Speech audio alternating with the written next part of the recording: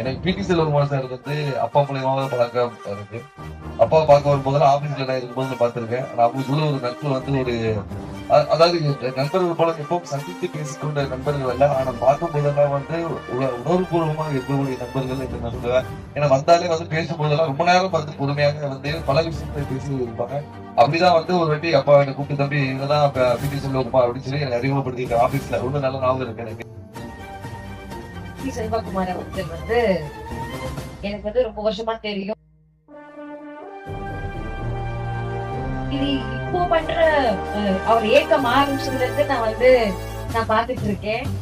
அவர் ஆரம்பிச்சது சின்னதா ஆரம்பிச்சது அப்புறம் அப்படியே பெருசா எனக்கு ரொம்ப சந்தோஷமா இருக்குன்னா நீங்க வந்து இவ்வளவு நல்ல விஷயங்கள் நீங்க வந்து மக்களுக்கு வந்து பண்ணிட்டு வந்து